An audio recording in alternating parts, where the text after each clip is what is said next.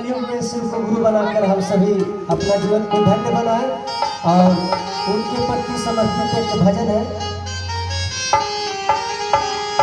भैया हरिंदर के विधि नीलमत, भैया हरिंदर के विधि नीलमत, अब तू बनला चर्चा में आके शिव है गुरु बता।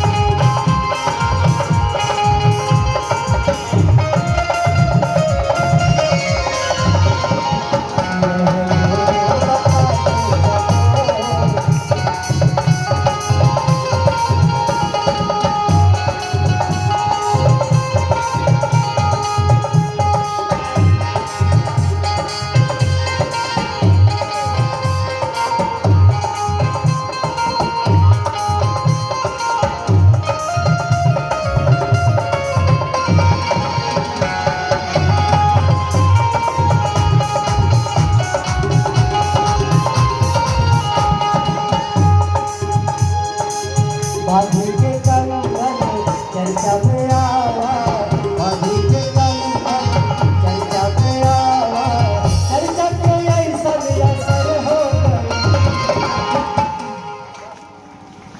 गई। है यहाँ देखिए, कहा जाता है कि जिस गांव में बारिश ना हो वहाँ की फसलें खराब हो जाती है, जिस गांव में बारिश ना हो उस गांव की फसलें खराब हो जाती है, और जिस घर में संस्कार और शिव का शिष्य न हो वहाँ की नस्लें खराब हो जाती है।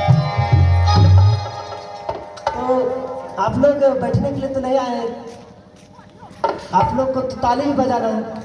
बोला जाता है कि ताली बजाने से हाथ की रेखा जो भगवान ने भी लिखते वो भी आ जाता है। तो ताली बजाकर कम से कम ये खाने के लिए थोड़ी मिला है हाथ, इसको ताली बजाने के लिए मिला। तो आप दोनों हाथ उठा के बोलेगा, बाधी के कंगन चर्चा में आवा, बाधी के कंगन चर्चा में आवा, बाधी के कंगन चर्चा में आवा, चर्चा के ऐसा असर हो गई।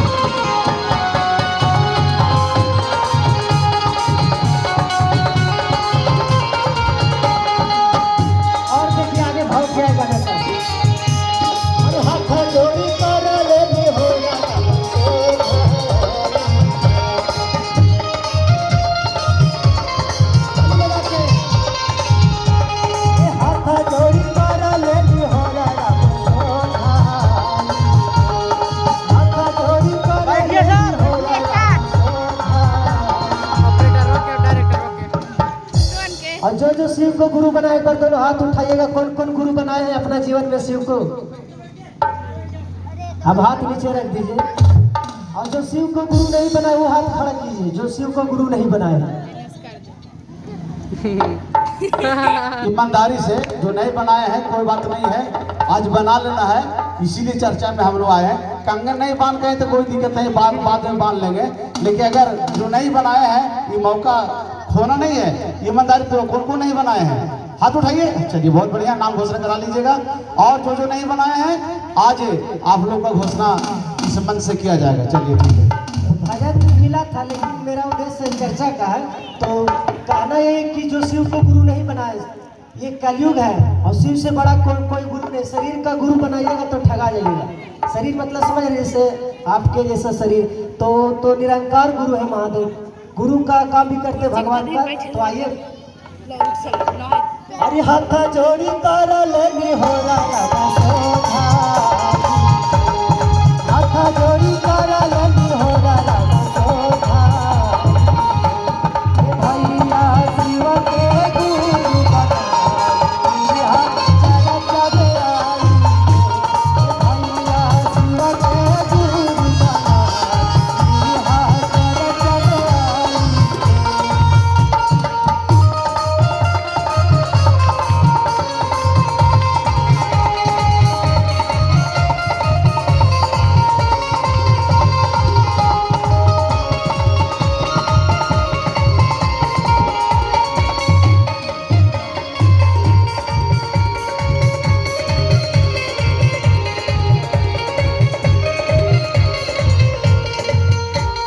भैया हरिंदर जी के दिल गोपी धाना, गोपी धाना बाहो गोपी धाना।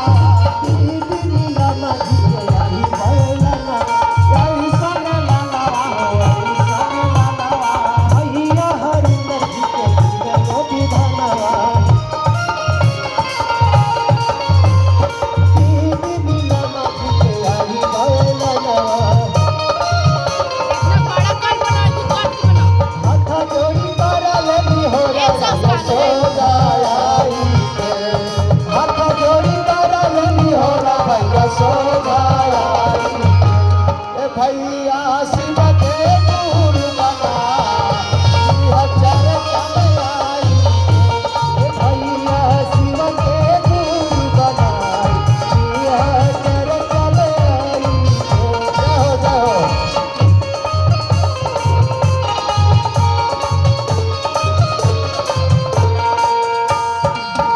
एक बार आप लोग दोनों हाथ उठा के बोलिएगा, जागो जागो महादेव।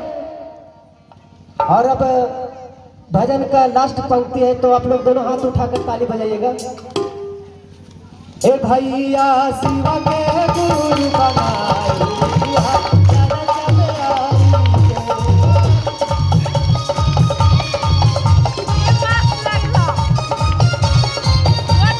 हाथ जोड़ी तारा लेनी हो रहा सोधा आई।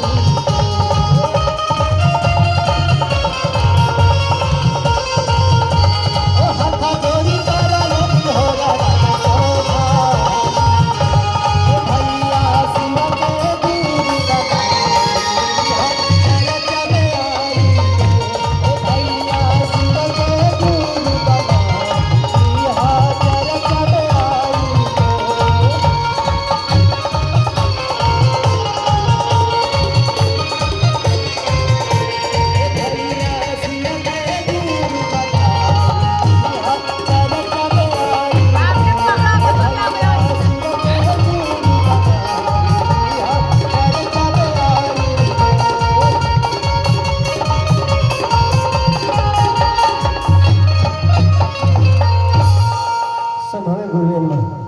बहुत सौभाग्य की बात है कि